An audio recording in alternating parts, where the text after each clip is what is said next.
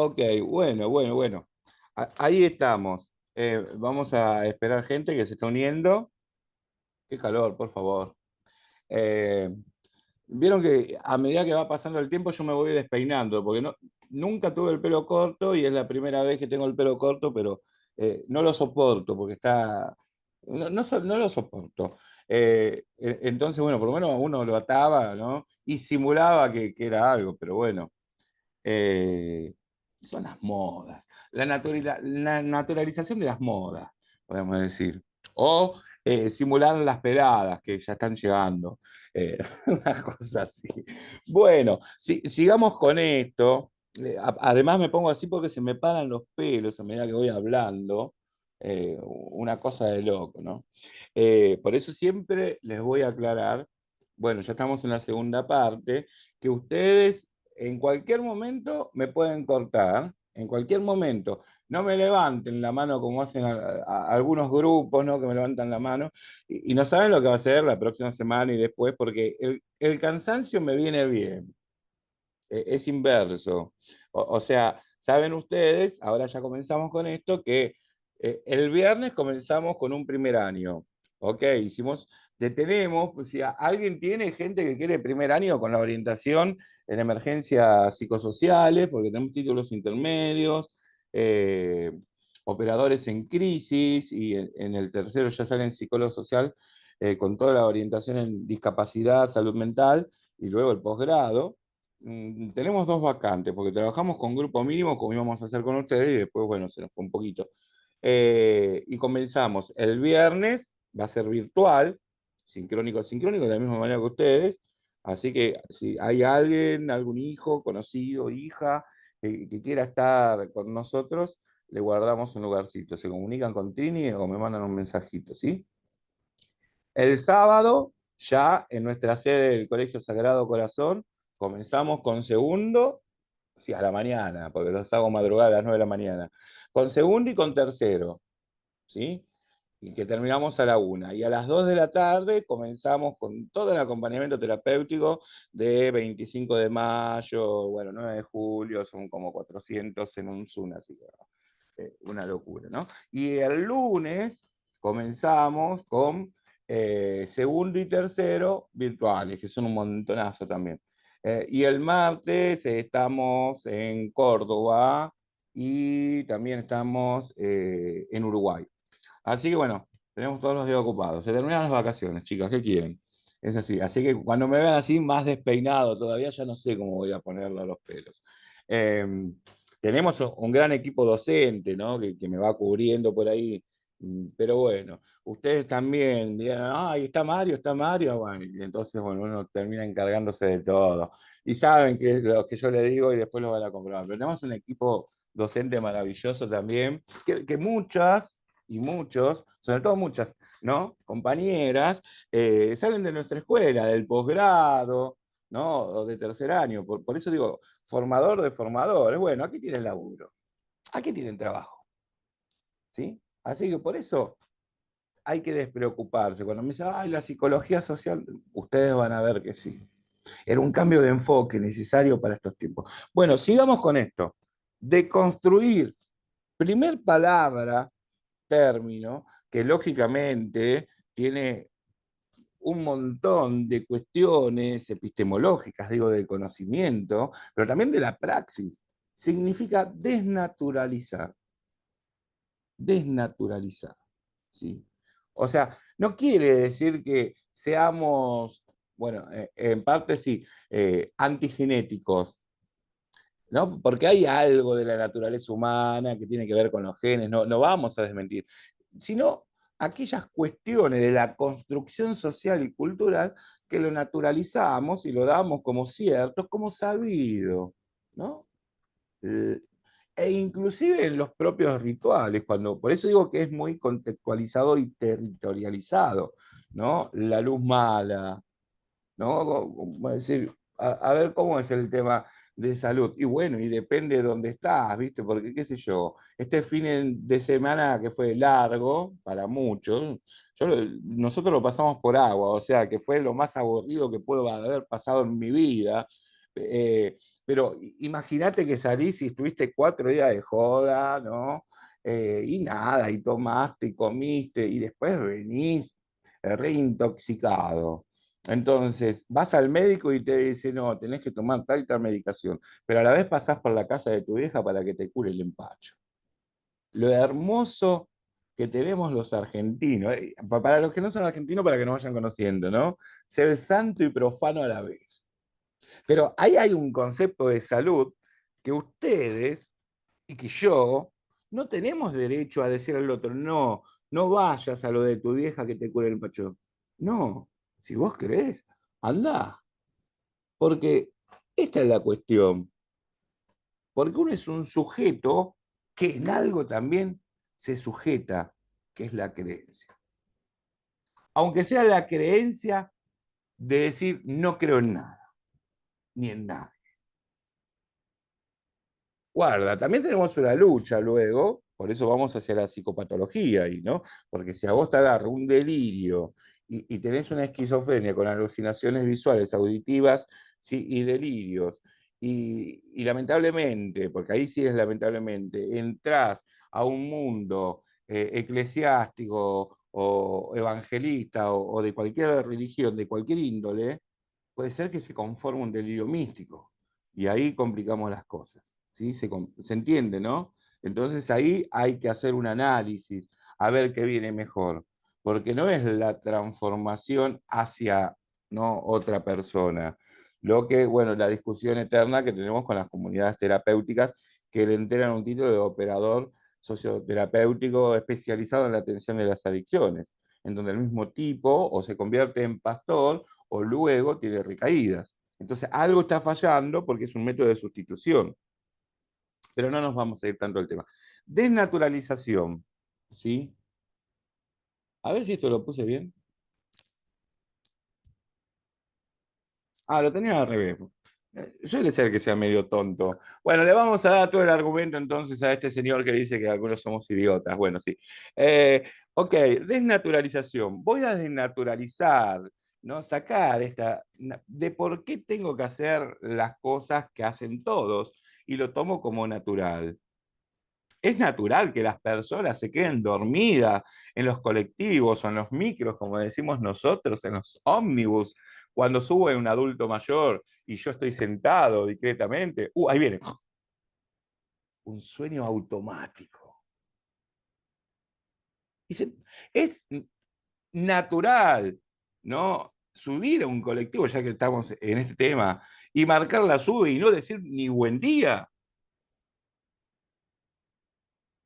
Bueno, la segunda palabra, y esta es complicadísima, porque yo le decía, uno va en esta primera pregunta, ¿no?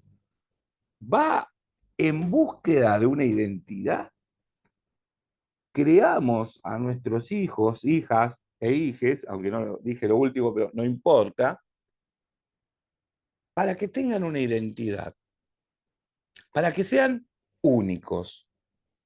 Pero tener una identidad, ¿hablaría de ser únicos? Y si yo hablo de la deconstrucción, ¿no tendría que decir la desidentificación? Porque identidad, como aclaré y vengo diciendo, viene de idem, que significa igual, que significa parecido, que lógicamente me lleva a la teoría vincular de la cual yo hice referencia en el primer espacio. Entonces, a la persona le tenemos que poner el pensamiento crítico y analítico, darle las herramientas para que sea crítica y analítica, es decir, quiero dejar de hacer lo que me han hecho, lo que hicieron de mí, lo que hicieron para que yo sea.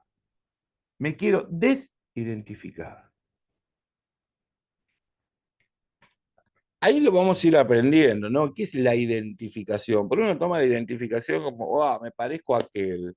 Me identifico, bueno, ahí todas las teorías de amor, ¿no? Las teorías de amor freudianas tenían que ver con el objeto, o sea, se juntan los iguales, jamás los opuestos. Entonces, cuando después pasaba como en el COVID y vos te dabas cuenta que tu medio limón tenía ajito de naranja, chao. Ah, no había tanta identificación. Pero fíjense si vamos a la muerte, de la depresión a la melancolía. Uno se identifica tanto creyendo que el otro ocupa el lugar de la falta del deseo, que cuando se muere se identifica de manera narcisista con el que se fue. Entonces te dice, si el otro se fue, ya no vale la pena seguir viviendo. ¿Se acuerdan hace un par de años cuando moría un abuelo? A los 15 días moría la abuela. Diagnóstico, murió por tristeza. Claro, hoy podemos decir, bueno, pero había una relación, ¿o no? Una interacción compleja que era el vínculo. Y ese vínculo era patológico, porque se hacía un estado simbiótico. Las relaciones que hoy en la naturalización de las lenguas, ¿no? Y del habla aparece como lo tóxico, están dando cuenta de las parejas que son de estado simbiótico y que toman al otro como una posesión, que tiene que ver con esto, porque la deconstrucción tiene que ver también con el poder. Fíjense cómo hablamos. Mi paciente, mi acompañado, mi asistido, me pertenece. ¿No? Entonces, aquí hay una cuestión, dejar de ser lo que han hecho de mí, lo que muchos han hecho de mí.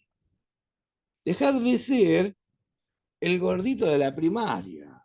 Había un capítulo de los simuladores, ¿no? Que le tiraban, después lo voy a buscar, le tiraban agua, ¿no? De arriba en la escuela a uno de los integrantes de los simuladores. Y claro, lógicamente estaba sufriendo bullying. Y en un momento él deja, por simular, hace una deconstrucción. Porque deconstruir tampoco significa olvidar para siempre. Y en un momento alguien, en otro capítulo, aparece toda esta idea y todo lo que, las huellas que yo les digo, emocionales, afectivas y cognitivas, porque comienzan los recuerdos a surgir y levantan la resistencia, o sea, ese guardián de la represión, y aparecen en su conciencia, ¿no? Porque es esto, dejar de ser lo que han hecho de mí, lo que los otros han hecho de mí. Entonces tenemos que trabajar con la desidentificación. Cuando uno llega en la adolescencia, lo que pasa en la adolescencia, como dije, y lo vamos a ver bien, ya no van de la mano con la pubertad. Freud hablaba de la pubertad, 12, 13 años. Hoy tenemos adolescentes de 6, 7. YouTube, TikTok, todo favorece, ¿no? Todo esto que es el conjunto de inteligencia artificial y los divertimentos y todo lo que ellos tienen, favorece a que haya una adolescencia mucho más temprana, que no coincide con el tiempo de la pubertad. Y también la falta de empleo, la falta de, si ustedes quieren, de emancipación, independencia, no estoy hablando de responsabilidad, la falta de los sujetos materiales que Mark Hegel y Pichon Rivière decían, de la materialidad, hacen que tampoco sepamos cuándo termina la adolescencia, porque uno no puede ser adulto emergente, porque aún sigue viviendo bajo el techo. Está muy difícil comprarte una casa y hacer mis propios vínculos. Y entonces no termina de conformar, ¿no? O, por ejemplo, hablando en términos que no me gusta hablar mucho de la irresponsabilidad, uno sale como inmaduro de esa adolescencia y de pronto vuelve a casa con 40 años. ¿Dónde? Cuando uno se separa, ¿dónde vuelve? A lo de papá, a lo de mamá, en la mayoría de los casos, ¿no? Y no por eso lo vamos a tomar como patológico, simplemente para ver que también los estadios, y esto me quedaba pendiente, que también se los voy a pasar, que me gusta mucho a Erickson hablando de las 8 edades, pero él tiene el concepto de etapas y un concepto clave que es el de crisis, ¿no? De cada una de las etapas. Eh, pero bueno, se define como etapa y las etapas o los estadios se tienen que definir cronológicamente, ¿no? E inclusive las fases. Entonces yo quiero que ustedes sepan de que no podemos hablar cronológicamente, de 0 a 2, de 2 a 4, de 3 a 5. Porque uno puede tener, como, a ver, acá no veo mucha gente, pero por ejemplo, que esté todo el día chupando la lapicera, con 40 años, y entonces le digo, vos estás en una fase oral.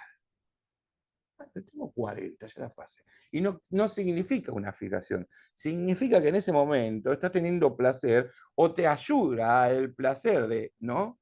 De chupar la lapicera o de morderla. ¿A alguien le pasa esto? No, ¿no? Eh, a la concentración. Y dije una lapicera porque no me quiero ir de lo sexual a lo genital. Entonces me quedo solamente, ¿sí? Me quedo solamente en la sexualidad como obtención de placer. Ok, entonces, desnaturalización y dije desidentificación. Qué jodido que es desidentificarse. Pero claro, si nosotros planteamos, que también lo vamos a ir viendo, no me quiero adelantar tanto porque hace un mes y no quiero asustar. Ustedes han aprendido también en la teoría psicoanalítica de un complejo de Edipo, que es el freudiano, ¿de acuerdo? ¿O no? Un complejo de Edipo que sobre todo se da en la fase fálica de 3 a 5 años.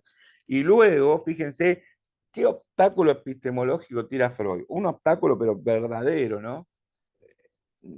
Que es lamentable, que habla de un, ¿qué pasa? De 3 a 5 pasa por todo el complejo de Edipo, en donde ¿no? hay una división binaria, pues no sale del binario, ¿no? El varón con la mamá, es decir, hombre, mujer, mujer, hombre.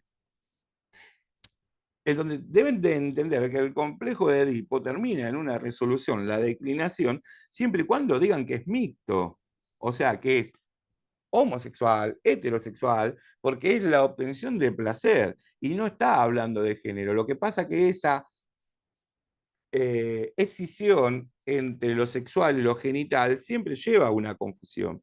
Pero el obstáculo epistemológico, perdón a las freudianas, chicas, perdón esto, es que habla como resultante de la declinación edípica el surgimiento del superyo.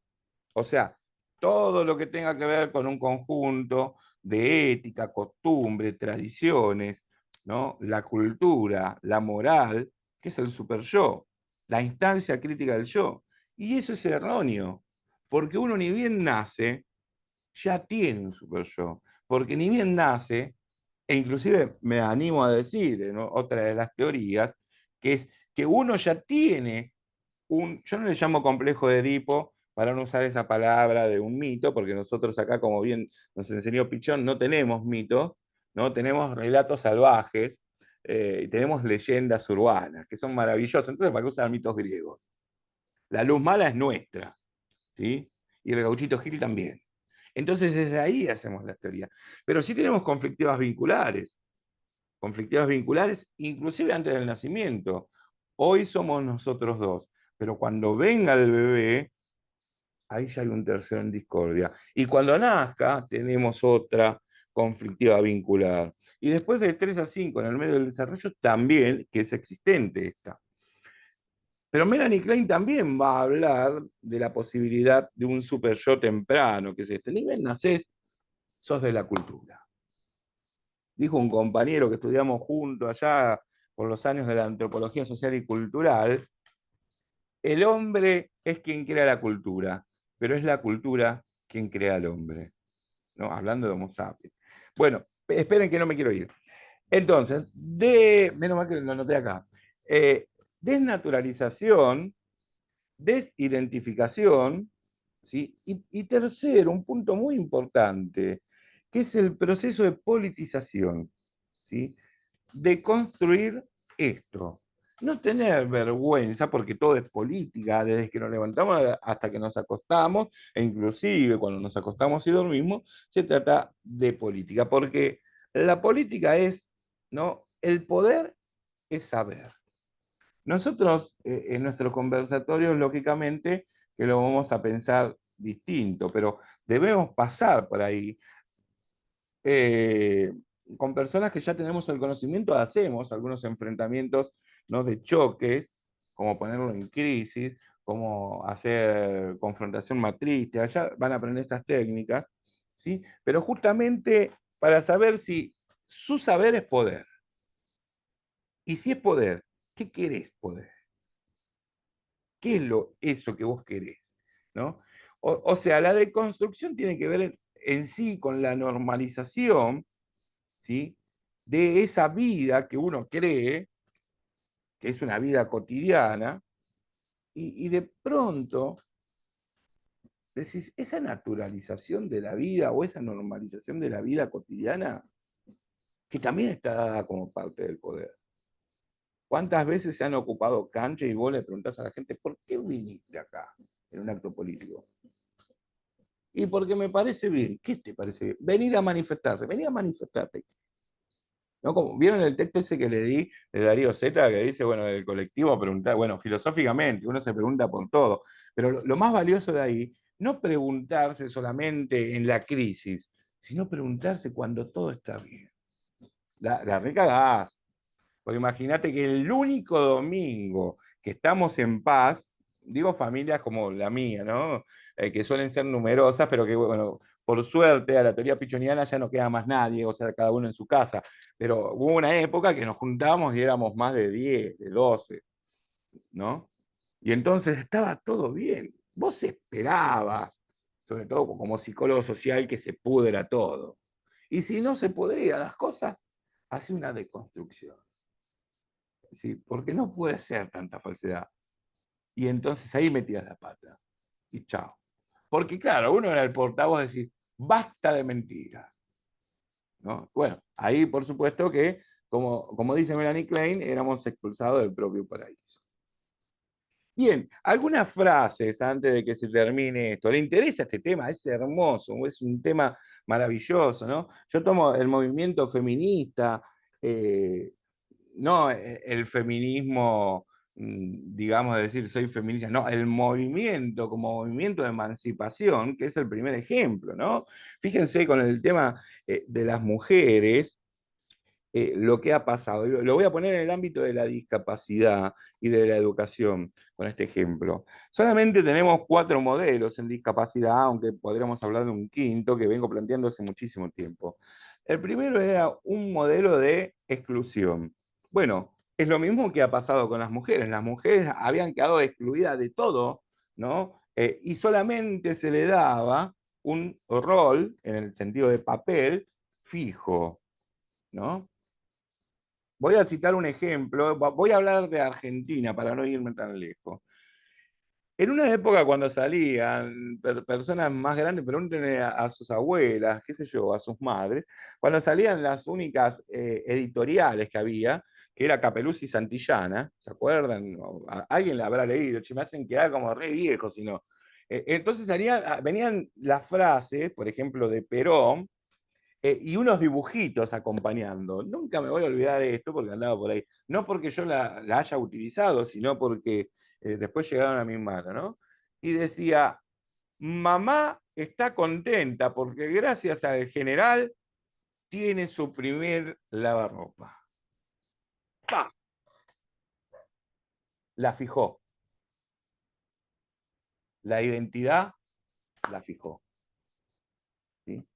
Papá está contento porque gracias al general tiene su primer motocicleta, que era la Siam. Fijado el trabajo. Era una época, ¿sí? Pero que bueno, que lógicamente que si se editaba todo eso y se enseñaba, quiere decir que iba a haber una reproducción estereotipada sin ser crítica. ¿Por qué? Porque ahí no se pensaba en la deconstrucción. Más allá de que sean peronistas o seamos peronistas, comunistas, socialistas o libertarios. Era una época. Ven como también, fíjense que yo planteé en el 67, 68, el término de construcción en esa época, no había, ¿no? Lógicamente, pero fíjense que más allá que la identidad fijaba, la identidad excluía, o sea, formaba un punto aparte, porque pensar en la deconstrucción o en la identidad significa, bueno, como yo tengo los pibes, ¿no? De por acá, vos te juntás con un grupo de nosotros secundarios porque te da identidad. Por ejemplo, si yo me junto con los emo, bueno, para un grupo viejo, ¿no? Eh, y yo que fui skater y todas esas cosas, bueno. O por ejemplo, me junto con un grupo rockero, pero el grupo rockero me da identidad porque soy un grupo de pertenencia, quiero pertenecer, es un grupo de paz. Ok, pero también me saca, me dice, no, bueno, puedes venir escuchando cumbia acá, o reggaetón. Te echan, ¿se entiende? Aquello que te dan, aquello es lo que te sacan también. Para pertenecer tenés que perder algo. Pérdidas, ganancias. Ya vamos a entrar en esto.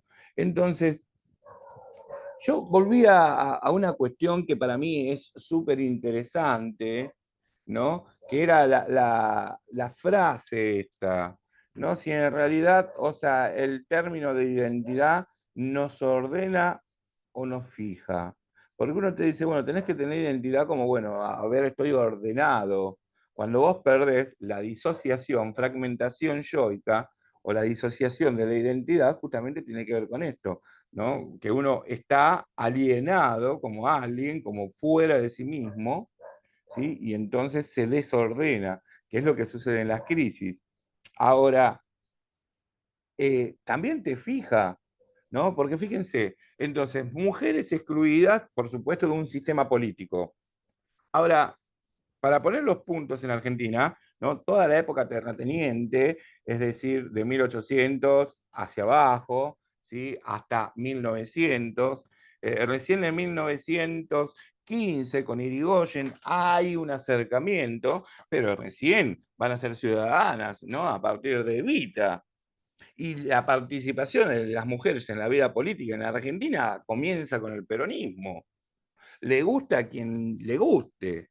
Entonces pasa de una exclusión la mujer, más allá de este ejemplo que yo daba, con identidad y fijación, pasa a el segundo modelo, que es segregación, porque no está integrada, está segregada. Es decir, las mujeres sirven en la política para los ministerios, por ejemplo, o de educación, ¿sí? O de cultura, desarrollo social de la nación. Pero nadie pensaba en una mujer economista. Se van dando cuenta, segundo movimiento, lo mismo que se vivió en discapacidad, se vive en la deconstrucción y construcción de los sistemas sociales. Eh, Luego, que la mujer puede de alguna manera entrar, aunque sea segregado, ¿sí?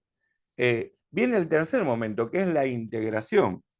Se integra, bueno, vos venís acá, en un mundo, como nombré yo el otro día, en discapacidad, en donde se aceptan las normas ya establecidas. Vení acá, que acá hace falta, ¿no? Pero vos tenés que aceptar. Es como cuando hablamos de inclusión en discapacidad, cuando ¿no? Decimos, bueno, incluimos un autista, ¿no? Un chico con autismo dentro de esta escuela.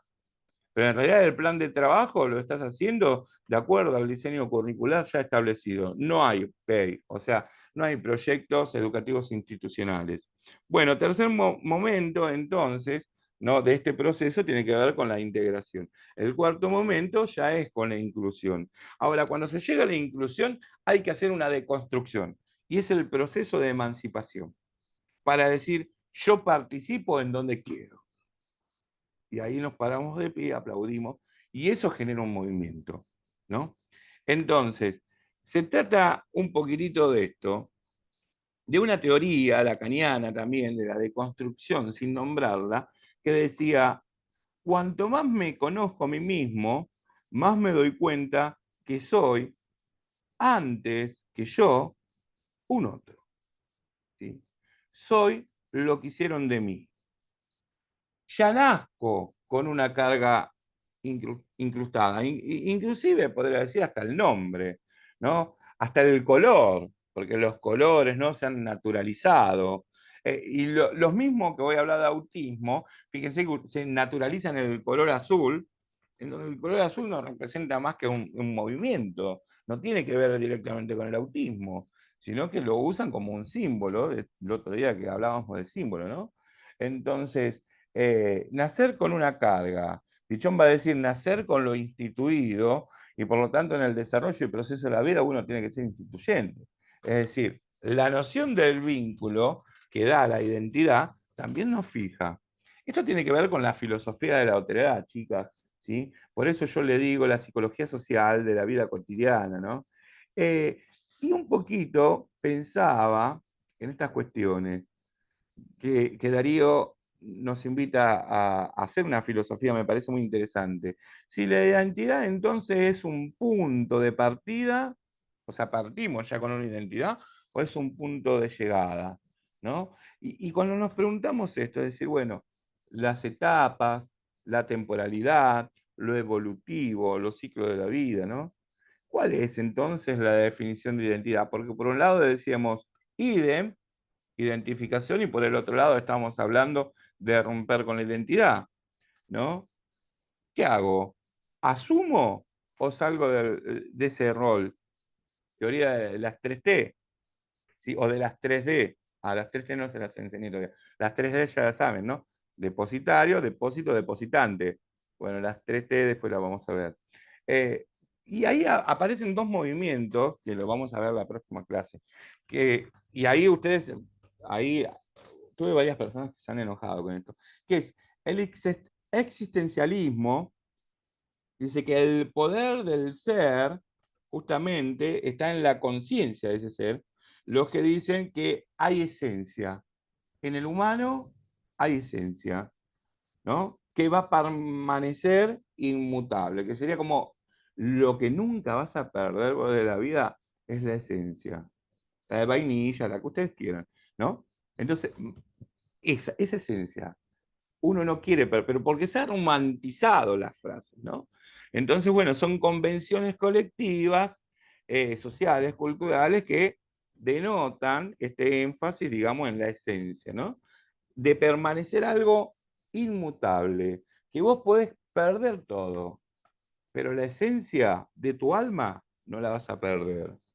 Y después el narrativismo, que es donde nosotros estamos, no, vamos a decirlo, la contextualización del discurso, me gusta más, en donde creemos que todo es inmutable, que puede haber transformación y movimiento, que todo, las estructuras clínicas, todo, que el arte es un movimiento, ¿sí?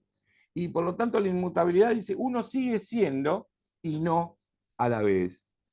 Uno puede ser un sujeto situado y sitiado, un sujeto del lenguaje, decía yo, un sujeto en situación.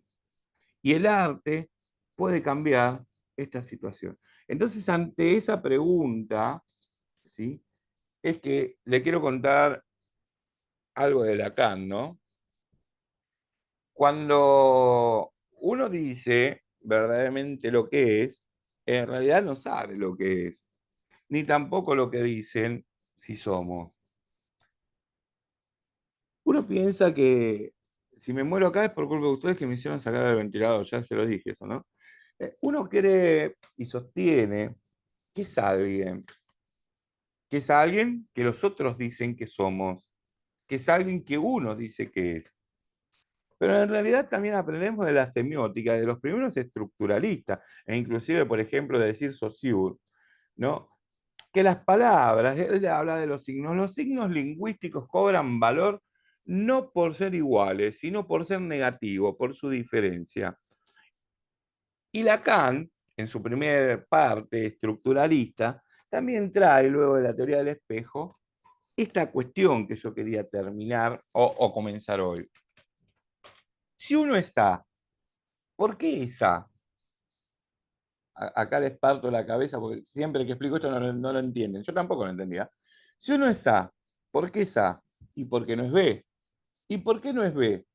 Y porque B tampoco es C. Entonces, por lo tanto, esto es lógica, ¿no? Por lo tanto, ¿sí? Tampoco soy C. ¿Estamos de acuerdo? O sea, es la antítesis de aquel modus que yo puedo tener en la lógica. Todos los, vamos a decir, todos los humanos son mortales. Juan es humano, por lo tanto, y por lo tanto, ¿sí? En esa línea resultante, Juan es mortal. Una operación lógica, ¿sí? Ahora, si A es A porque no es B, y A es A, porque no es B, ni es C, ni es D, ni es C, y a la vez los otros se van diferenciando y uno toma característica propia, y si yo le dijera que A tampoco es A, porque cuando uno se mira en el espejo, ¿quién es A? Pero tener una persona que está en crisis, alguien que tiene pánico, alguien que tenga anorexia, bulimia, consumo problemático. A es el pasado, lo que hicieron de mí. A es lo que yo veo verdaderamente y anulo el futuro, o A es lo que yo quiero ser. Y ahí viene ese proceso de identificación y la desidentificación.